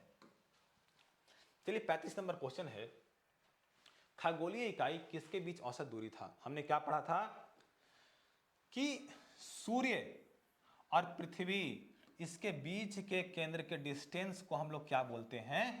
एक खगोलीय इकाई, यानी कि ये हो गया हमारा सन और ये हमारा हो गया अर्थ। इसके बीच के डिस्टेंस को हम लोग बोले थे क्या? एक एस्ट्रोनॉमिकल यूनिट। और ये कितना था? ये था 15 करोड़ किलोमीटर। अब इसी को बोलेंगे हम लोग क्या? एक खगोलीय इकाई। तो क्या है? पृथ्वी और सूर्य के बीच की दूरी, यानी एक खगोलीय इकाई पृथ्वी के केंद्र से सूर्य के केंद्र के बीच की औसत दूरी है। और कितना है ये? 149.6 मिलियन, यानी 14 करोड़ 96 लाख, करीब 15 करोड़। इसीलिए हम लोग क्या बोलते हैं? औसत 15 करोड़। औसत दूरी क्यों लेते हैं? हम शुरू में बात किया था, क्योंकि कहीं पर पृथ्वी सूर्य से ज्यादा डिस्टेंस पर होगा, कहीं पे पास में होगा, इसलिए हम लोग औसत डिस्टेंस लेते हैं। और वो हमारा कितना है? 15 करोड़ 14 करोड़ 96 लाख, मतलब 15 करोड़ किलोमीटर। क्वेश्चन नंबर 36 है, सूर्य के केंद्र का तापमान कितना है? हमने क्या पढ़ा था? सूर्य के केंद्र में नाभिकीय संलयन हो रहा है इतना तेज, तो सबसे ज्यादा तापमान भी कहां होगा? तो सूर्य के बीचों बीच होगा। और ये कितना होगा? तो करीब ये 1.5 करोड़ डिग्री सेल्सियस होगा। यानी 1.5 करोड़ डिग्री सेल्सियस का मतलब क्या हो गया?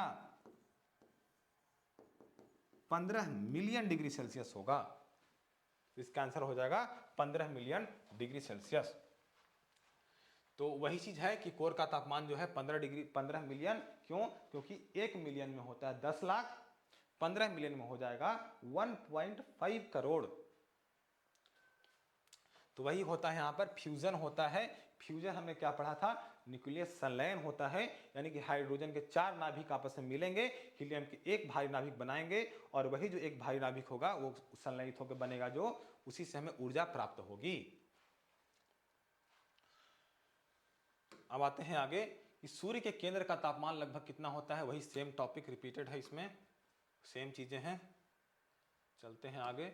अगला प्रश्न है question number 38, alpha beta gamma delta और एप्सिलॉन नामक वलय किसका है? हमने क्या पढ़ा था? याद कीजिए। अल्फा बीटा गामा डेल्टा किसका था? तो वो था हमारा अरुण का। अरुण कौन था? अरुण जो है वो हमारे उपग्रह में 7वें नंबर पर है, यानी लास्ट से दूसरा। लास्ट कौन है? नेपच्यून यानी वरुण, और उससे पहले कौन है? यूरेनस यानी अरुण। तो यानी अल्फा बीटा गामा डेल्टा और एप्सिलॉन जो है अरुण का प्रमुख वलय है।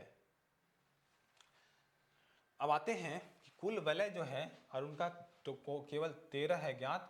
ठीक है, अब आते हैं अगले प्रश्न पर। इसमें सारा इंपॉर्टेंट है, आप पढ़ लीजिएगा, जो मैं पीडीएफ प्रोवाइड करूंगा। क्वेश्चन नंबर 39 क्या है कि शनि के वलयों की खोज किसने की थी? काफी इंपॉर्टेंट है, वो है क्रिश्चियन हाइगेंस। क्रिश्चियन हाइगेंस से पहले भी किसी ने खोज किया था, वो किए थे गैलीलियो ने। गैलीलियो ने अपना दूरबीन लगाया और दूरबीन से देखा किसको? शनि को देखा। शनि को देखा तो उनको भी नजर आया कि भाई शनि है, इसके ना कुछ वलय रिंग बने हुए हैं।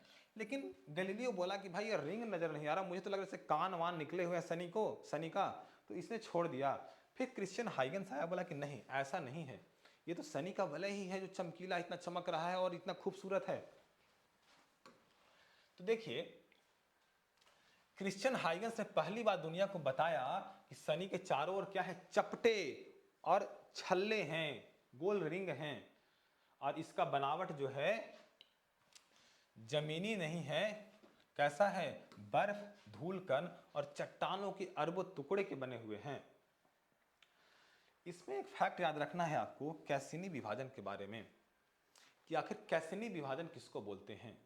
अगर प्रश्न आ गया कि हमारे सौर मंडल में कैसिनी विभाजन क्या है, तो जो सैटर्न है, जैसे मान लीजिए आपको, हमने यहां देखा सैटर्न है, इसके चपटे वलय हैं, रिंग है, तो बीच का डिवीजन जो देख रहे हैं ना, इसी को बोलते हैं क्या,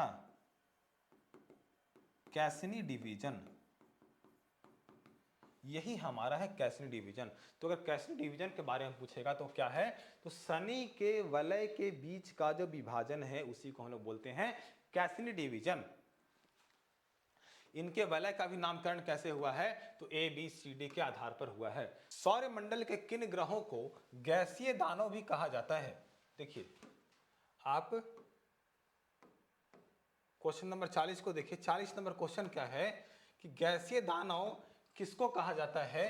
तो आपने क्या पढ़ा था, आपने पढ़ा था कि 8 ग्रह में से 4 ग्रह जो बाहर के थे वो कैसे बने थे, या तो गैस के बने थे, या तो बर्फ के टुकड़े, या फिर पानी, या फिर गैस के मिलकर बने थे। तो गैसीय दानव कौन होंगे, तो गैसीय दानव हमारे होंगे बृहस्पति और शनि। कैसे, थोड़ा समझ लीजिए आप इसको। जैसे 8 ग्रह थे ना, 1 2 3 4 5 6 7 और 8, इसमें बीच का हमने डिवीजन किया था, और पहले 4 को हमने बोला था पृथ्वी के समान पार्थिव आंतरिक ग्रह हैं। अगले 4 को कौन, अगला 4 था बृहस्पति, उसके बाद था शनि, शनि के बाद कौन था, यानी कि जुपिटर, सैटर्न, यूरेनस और नेपच्यून। ये कैसे थे, तो ये हमारे थे बाह्य ग्रह। बाह्य ग्रह किसके बने थे, या तो ये गैस के बने थे, या तो आइस के टुकड़ों के बने थे, या तो पानी के बने थे, सब मिक्स बनकर के बने थे। तो ये थे। तो स्टार्टिंग के 2 ग्रह यानी ये कौन, बृहस्पति और शनि किसके बने थे, तो गैस के बने थे। तो हम लोग इसको क्या बोलेंगे कि ये हैं गैस जाइंट्स, यानी गैस के बड़े बड़े क्या प्लैनेट, इसको बोलते हैं हम लोग गैस जाइंट्स। अब आते हैं इसी पे, देखते हैं इसके डिस्क्रिप्शन को कि अर्थात गैसों का विशाल गोला बृहस्पति और शनि का कोई कैसा है, ठोस धरातल पर नहीं है, पृथ्वी के जैसा पर नहीं कि गए और आराम से पालथी मार कर बैठ गए, ऐसा नहीं। कैसा है वो, गैस का है, गैस का गोला है। और गैस का गोला किससे बना हुआ है, मुख्य रूप से हाइड्रोजन और हीलियम का बना हुआ बहुत बड़ा गोला है। हम लोग जब आगे चैप्टर आएंगे तो आप पढ़ेंगे कि आखिर ऐसा क्यों हुआ कि गैस के ग्रह बाहर हैं, आंतरिक ग्रह जो हैं वो चट्टानों के बने हुए हैं, ऐसा क्या रीजन है। तो हम जब आगे आएंगे चैप्टर में तो वो सारे चैप्टर हम लोग पढ़ेंगे। इसका आकार विशाल है, गैस का बना हुआ, इसलिए इसको हम क्या बोलते हैं, जाइंट्स बोलते हैं, यानी गैस दानव बोलते हैं। देखिए हमने क्या देखा था अभी पीछे में कि 4 ग्रह बाहर के, कौन, बृहस्पति, शनि, अरुण, वरुण। बृहस्पति और शनि हो गए गैस के बने हुए ज्वाइंट्स, लेकिन अरुण और वरुण का क्या, तो अरुण और वरुण किसके बने हैं, तो ये गैस भी है इनमें, और साथ में क्या है, साथ में आइस है, साथ में वाटर है। तो आइस और वाटर जो है इस सारे मिलकर के, इसके लिए हम क्या बोलते हैं कि ये कैसे हैं, तो ये आइस जाइंट्स हैं, यानी कि ये आइस जाइंट्स हैं और ये गैस जाइंट्स हैं। तो इसको बोलेंगे बर्फीला दानव, इसको बोलेंगे हम लोग क्या, इसको बोलेंगे हम लोग गैसीय दानव। अब आते हैं अगले प्रश्न पर। अगला प्रश्न है प्रश्न नंबर 41 कि चंद्रमा का प्रकाश पृथ्वी पर पहुंचने में कितना समय लगाता है, तो ये है 1.3 सेकेंड। आप सबको एक चीज ध्यान रखना है कि चाहे वह ग्रह हो या उपग्रह हो, किसी के पास अपना कोई प्रकाश नहीं होता। जो भी प्रकाश पाते हैं वो किससे पाते हैं, वो सूर्य से पाते हैं। यानी कि अगर ये सन है, यहां पर हमारा अर्थ है, इसका मून चक्कर लगा रहा है, तो पहले सन से प्रकाश जाएगा मून तक, मून से टकरा के फिर आएगा अर्थ तक, तब लगेगा कि अच्छा कैसा चंद्रमा चमक रहा है। और ये कितना समय लग जाएगा आने में, तो ये लग जाएगा 1.3 सेकेंड। वहीं हमने क्या देखा था कि सूर्य से पृथ्वी तक प्रकाश आने में कितना समय लग रहा था, तो ये लग रहा था 8 मिनट और 16 से 20 सेकेंड। तो आपको दोनों फैक्ट याद रखना है, चंद्रमा से पृथ्वी पर आने का समय 1.3 सेकेंड और सूर्य से पृथ्वी तक जाने का समय प्रकाश का 8 मिनट 16 से 20 सेकेंड। वही चीज है कि हमारे पृथ्वी से चंद्रमा के बीच की दूरी कितनी है, तो 3,84,400 किलोमीटर है। अब यही 3,84,400 किलोमीटर में अगर हम 3 लाख से डिवाइड करें क्यों क्यों 3 लाख से डिवाइड करें? क्योंकि प्रकाश ही तो आ रहा है और प्रकाश का चाल हमने क्या पढ़ा है? तो प्रकाश की चाल हमने पढ़ा है 3 लाख किलोमीटर प्रति सेकंड। तो अगर इसमें हम 3 लाख से डिवाइड कर दें तो कितना समय आएगा? वो आएगा हमारा 1.28 से 1.3 सेकंड के बीच में। तो हमारा यही आंसर हो जाएगा। अगले प्रश्न को देखते हैं, प्रश्न नंबर 42। प्रश्न नंबर 42 क्या है कि पृथ्वी से चंद्रमा का अधिकतम कितना प्रतिशत भाग दिखाई देता है? देखिए ध्यान से समझिएगा, यह है हमारा पृथ्वी। इस पृथ्वी का चक्कर लगा रहा है चंद्रमा। यहां पे मान लीजिए चंद्रमा चक्कर लगा रहा है।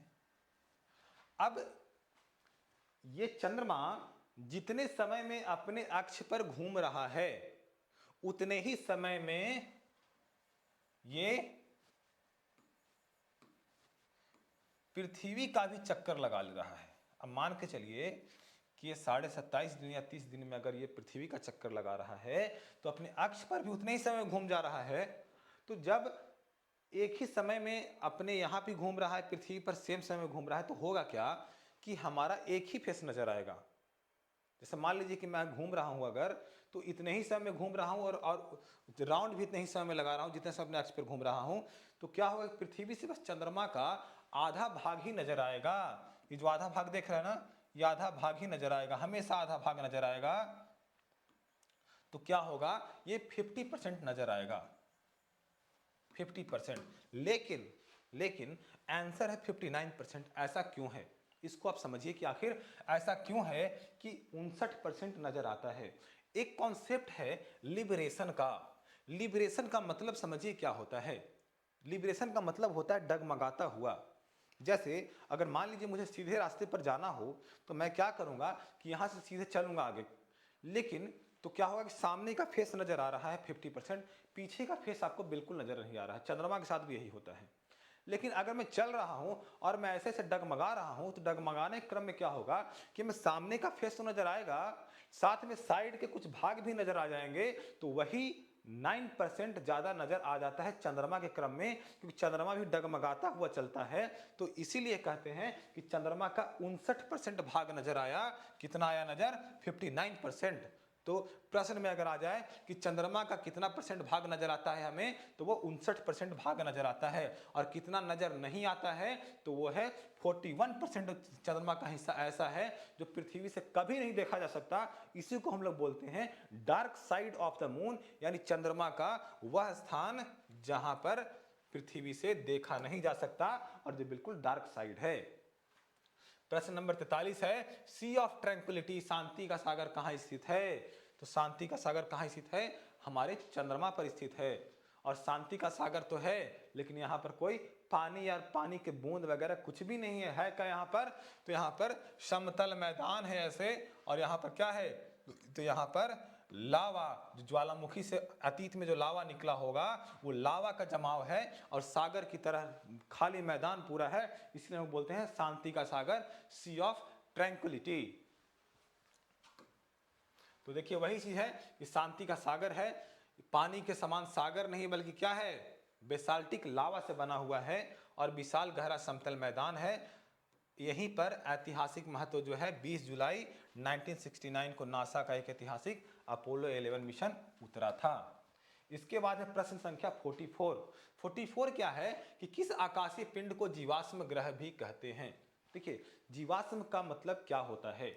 जीवाश्म का मतलब होता है जीवों का अंश जो बचा हुआ है काफी पुराने समय से। तो पृथ्वी पर हम लोग क्या करते हैं कि जीवाश्म के लिए हम लोग खनन करते हैं, या कहीं पर देखते हैं कि बहुत पुराना चीज पड़ा हुआ है तो वहां से जीवाश्म नजर आता है। वैसे ही जो चंद्रमा है वो चंद्रमा कई सालों से बिल्कुल शांत पड़ा हुआ है, कोई हलचल नहीं हुआ है। जब कोई हलचल नहीं हुआ है, शांत पड़ा हुआ है, यानी वहां पर ब्रह्मांड के निर्माण के समय जो जीवाश्म होंगे वो वैसे ही पड़े होंगे, उसके एविडेंस ऐसे ही पड़े होंगे। तो ब्रह्मांड के अध्ययन के लिए, सौरमंडल के अध्ययन के लिए हम लोग क्या करते हैं कि चंद्रमा के अध्ययन का उपयोग करते हैं। आप कमेंट में करके लिखिएगा कि चंद्रमा के अध्ययन को हमने क्या पढ़ा था, कमेंट में आप जरूर आंसर दीजिएगा इसका। तो चलिए हम इसको देखते हैं कि चंद्रमा को ही क्या बोलते हैं, जीवाश्म ग्रह बोलते हैं। ग्रह तो नहीं, उपग्रह है, लेकिन फिर भी हम इसको क्या बोलते हैं, जीवाश्म ग्रह बोलते हैं। क्यों बोलते हैं, क्योंकि जिस तरह से पृथ्वी पर जीवाश्म हमें प्राचीन समय के बारे में बताते हैं, उसी तरह चंद्रमा क्या करता है, चंद्रमा की सुरक्षित जो सतह जो है वो बताता है कि अतीत में ब्रह्मांड का निर्माण कैसे हुआ, हमारा सोलर सिस्टम कैसे बना, हमारे अर्थ कैसे बना, हमारी पृथ्वी कैसे बनी। तो चलिए अगले प्रश्न पर, यह है प्रश्न संख्या 45, और ये क्या है कि सौरमंडल का सबसे बड़ा बौना ग्रह कौन सा है।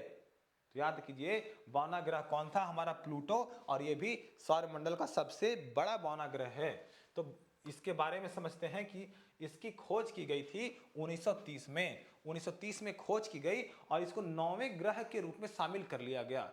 लेकिन 2006 में जब अंतर्राष्ट्रीय खगोल संघ की मीटिंग हुई, तो उस मीटिंग में देखा गया कि जो ये क्या कर रहा है, हमारा प्लूटो दूसरे ग्रह की कक्षा को काट रहा है, और जितने फुलफिल होने चाहिए ग्रह के लिए क्राइटेरिया वो पूरी नहीं कर पा रहा है, इसीलिए इसको हटा दिया गया। अगला प्रश्न है, क्षुद्र ग्रह की पेटी अर्थात एस्ट्रॉइड बेल्ट की खोज किसने की। एस्ट्रॉइड बेल्ट की खोज किसने की, तो हमारे एक एस्ट्रोनॉमर, एक वैज्ञानिक हैं जिनका नाम है ग्यूसेप पियाजी। यही ग्यूसेप पियाजी ने एस्ट्रॉइड बेल्ट की खोज की, क्षुद्र ग्रह पेटी की खोज की। तो ये क्षुद्र ग्रह पेटी आखिर है कहां पर, ये क्या है, इसको हम समझते हैं। देखिए, हमारे सौरमंडल में जुपिटर यानी कि कौन सा, बृहस्पति, जुपिटर और मार्स यानी मंगल। तो बृहस्पति और मंगल के बीच में बहुत सारे छोटे छोटे टुकड़ों, कुछ बड़े टुकड़ों का एक विशाल आकार पाया जाता है घूमता हुआ, इसी को हम लोग बोलते हैं एस्ट्रॉइड बेल्ट। तो देखिए, आखिर इसका खोज कैसे हुआ। तो सबसे पहले सेरस की खोज की गई थी, और सेरस की जब खोज हुई तो पता चला कि नहीं, एक बीच में पूरा का पूरा बेल्ट ही है, कोई ऐसा क्षुद्र ग्रह नहीं है, क्षुद्र ग्रह नहीं है, बल्कि क्या है, पूरी लंबी पेटी बनी हुई है।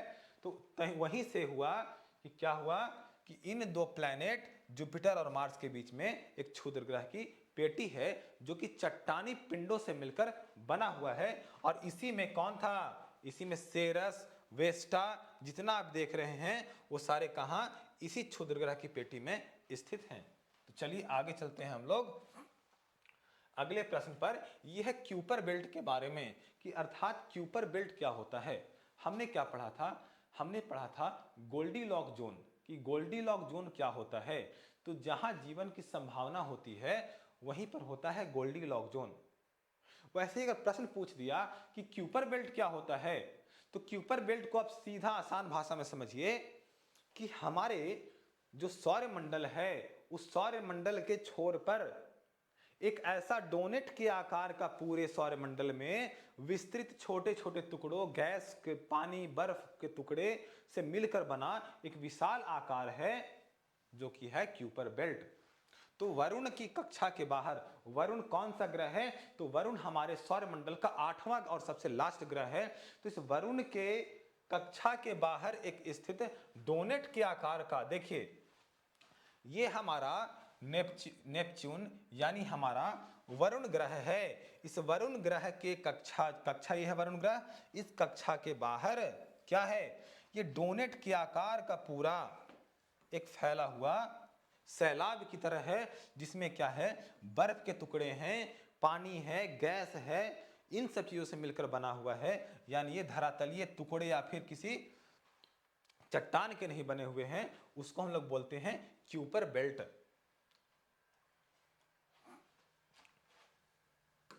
अब आते हैं क्वेश्चन नंबर 48 पर। क्वेश्चन नंबर 48 क्या कह रहा है कि माके माका और हाउ येमा क्या है। दो शब्द हैं, माके माके और हाउ मेया। माके माके और हाउ मेया क्या है ये, तो ये बौने प्लैनेट है। जिस तरीके से प्लूटो क्यूपर बेल्ट में स्थित एक प्लैनेट, ड्वार्फ प्लैनेट है, वैसे ही माके माके और हाउ मेया क्या है, एक ड्वार्फ प्लैनेट है। तो ये देखिए आप, ये है हमारा नेपच्यून के बाद का क्यूपर बेल्ट, और इसी क्यूपर बेल्ट में स्थित है हमारा ये दो ड्वार्फ प्लैनेट, जिसका नाम है माके माके और हाउ मेया। इसको ध्यान में रखें, क्वेश्चन आ जाएगा कहीं पर भी कि माके और हाउ मेया क्या है, तो सीधा आपको लगाना है क्या है ये हमारा एक बौना ग्रह है, ड्वार्फ प्लेनेट है। अगले प्रश्न को देखिए, प्रश्न नंबर 49। प्रश्न नंबर 49 है कि सूर्य ग्रहण अर्थात सोलर इक्लिप्स कब होता है। सोलर इक्लिप्स कब होगा, जब हमारे सूर्य और पृथ्वी के बीच में ये मून आ जाएगा तभी तो होगा। ये हमारा सन है, ये हमारा अर्थ है, और इसके बीच में मून आ गया तभी तो हुआ सोलर इक्लिप्स। तो सोलर इक्लिप्स तब होता है जब चंद्रमा अपनी कक्षा में घूमते हुए सीधे सूर्य और पृथ्वी के बीच आ जाता है। और ये कब होगा, तो ये अमावस्या के दिन होगा, इसको भी आपको ध्यान में रखना है। अब आते हैं चंद्र ग्रहण के बारे में। जैसे सूर्य ग्रहण को हमने देखा, वैसे चंद्र ग्रहण कब होगा, तो जब पृथ्वी और चंद्रमा के सूर्य और चंद्रमा के बीच में अगर पृथ्वी आ जाता है तो हमारा चंद्र ग्रहण होगा। तो चंद्र ग्रहण को समझिए आप इस फिगर से। तो चंद्र ग्रहण कब होगा, जब सन और हमारा मून इसके बीच में अर्थ आ गया। अब आपने पढ़ा क्या था कि कोई भी प्लैनेट या सैटेलाइट यानी उपग्रह या ग्रह की अपनी रोशनी नहीं होती। वो रोशनी तभी मिलेगा जब सूर्य से रिफ्लेक्ट होकर के आएगा। तो चंद्रमा अगर पृथ्वी के दूसरे साइड में है और सूर्य दूसरे साइड में है तो चंद्रमा से रोशनी आने की कोई संभावना है ही नहीं। तो क्या होगा, हम लोग बोलते हैं कि चंद्र ग्रहण हो गया है। और ये तब होता है, ये कब होता है, ये होगा पूर्णिमा के दिन। इसको ध्यान में रखना है। अब क्वेश्चन नंबर 51 है कि अंतरिक्ष में पृथ्वी के वायुमंडल में प्रवेश करने पर जो पिंड घर्षण के कारण जलने लगते हैं, जिन्हें टूटता तारा भी कहते हैं, वो क्या कहलाते हैं, तो उनको हम लोग बोलते हैं मीटियोर्स। देखिए मीटियोर सावर भी पढ़ा होगा आपने कि कभी कभी मीटियोर सावर हो गया, पूरा आसमान चमकीला दिख रहा है। तो मीटियोर क्या होता है, मीटियोराइड क्या होता है, मीटियोराइट क्या होता है, हम सारे कॉन्सेप्ट को आज समझेंगे। देखिए सबसे पहले देखते हैं हम लोग कि मीटियोराइड यानी कि जो इसमें लास्ट में डी है, मीटियोराइड क्या है, तो चट्टान के कोई छोटा टुकड़ा जब अंतरिक्ष में तैर रहा है, जैसे मान लीजिए कोई छोटा टुकड़ा है, वो टुकड़ा कहाँ अंतरिक्ष में तैर रहा है शांति से, तब हम क्या बोलेंगे कि वो मीटियोराइड है, मीटियोराइड है। जब वही अंतरिक्ष से आएगा और पृथ्वी के वातावरण में प्रवेश करेगा तो घर्षण से जलने लगेगा, और जब जलेगा तो हम लोग क्या बोलेंगे कि ये तो मीटियोर है, यानी कि ये तो उल्का है, ये तो जल रहा है। कभी कभी सुना होगा आपने कि मीटियोर सावर हो रहा है, तो क्या है वो मीटियोर है। मीटियोर कब, जब वो जल रहा है। मीटियोराइड कब, जब वो पड़ा हुआ है अंतरिक्ष में।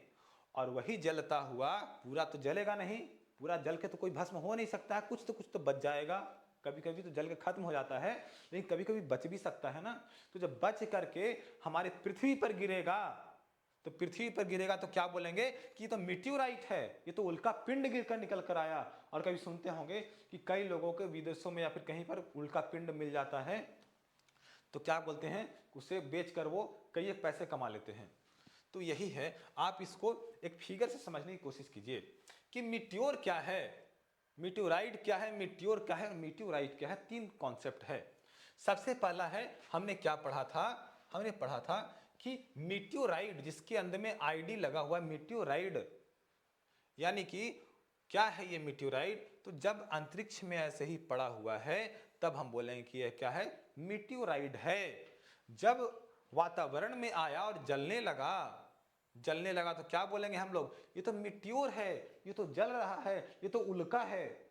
और जब यही उल्का बच करके हमारे पृथ्वी पर आकर गिरा, तो पृथ्वी पर आकर के गिरा तो क्या बोलेंगे कि भाई ये तो उल्का पिंड गिरा है, यानी मीटियोराइट गिरा है। तो मीटियोराइड, मीटियोर और मीटियोराइट, इसको आप लोग ध्यान से दिमाग में बिल्कुल संभाल लीजिए अपने।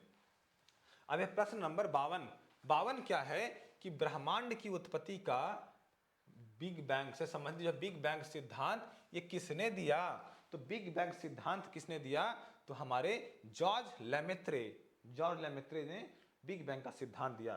तो बिग बैंग के सिद्धांत में इन्होंने क्या बोला कि स्टार्टिंग में क्या था, इन्होंने बोला कि स्टार्टिंग में एक छोटा सा पिंड था, छोटा सा पिंड, उसका घनत्व इतना ज्यादा था, वो इतना कॉम्पैक्ट था कि उसमें वो अपनी लिमिट क्रॉस कर चुका था। तो उसके बाद उसे विस्फोट हुआ, और जब विस्फोट हुआ तो इतना इन्फ्लेशन हुआ, बढ़ता गया कि आज वो पूरा ब्रह्मांड का रूप ले लिया है और धीरे धीरे फैल रहा है, ठंडा हो रहा है। तो यहीं से इसी फटने के बाद इन्फ्लेशन हुआ, और इन्फ्लेशन के बाद पूरे ब्रह्मांड का निर्माण हुआ। तो ये किस समय की बात है? तो ये बात है हमारा 13.8 13.8 अरब साल पहले, या फिर हम लोग कह सकते हैं 14 अरब साल पहले की बात है। इस समय ही क्या हुआ था कि ये जो छोटा पिंड था, इस पिंड में संकुचन, लास्ट संकुचन, घनत्व का अंतिम अवस्था जाकर के फटने के बाद विस्फोट हुआ। इसी को बोलते हैं बिग बैंग। और यही जब बिग बैंग हुआ तो धीरे धीरे ब्रह्मांड फैल रहा है, और अभी भी ब्रह्मांड फैल रहा है, और पूरे ब्रह्मांड का निर्माण हो रहा है, और अभी ठंडा धीरे धीरे हो रहा है। तो चलिए, हमने बिग बैंग को भी देख लिया। तो हमने जितने भी सौर मंडल से संबंधित जितने भी इंपॉर्टेंट क्वेश्चन थे, हमने सबको देख लिया है। इसके अलावा अगर कुछ क्वेश्चन बचेंगे, मैं इसको देखूंगा, अगर कुछ क्वेश्चन बचेंगे तो आने वाले जो चैप्टर होंगे उनमें हम ऐड कर लेंगे इसको, और ज्योग्राफी के सारे कॉन्सेप्ट को समझेंगे। ये तो हमारा पहला चैप्टर था। इसके आगे आने वाले जितने भी चैप्टर होंगे इससे ज़्यादा इंटरेस्टिंग होंगे, और जितने भी फैक्ट हैं वो बिल्कुल आपके दिमाग में बैठ जाएगा। तो आपके साथ में जो पढ़ने वाले बच्चे हैं, जो एग्जाम की तैयारी कर रहे हैं, या जिनको ज्योग्राफी का इन्फॉर्मेशन भी चाहिए, तो उनके साथ ये वीडियो जरूर शेयर कीजिए। और इस चैनल पर आप बने रहिए, क्योंकि ऐसे ही इंपॉर्टेंट और इंटरेस्टिंग वीडियो धीरे धीरे आता रहेगा। और बाकी भी जितने सब्जेक्ट हैं उन सब्जेक्ट का भी वीडियो आएगा। तो इस वीडियो को लाइक कर दें, इस वीडियो को शेयर करें, और चैनल को सब्सक्राइब जरूर करें। धन्यवाद।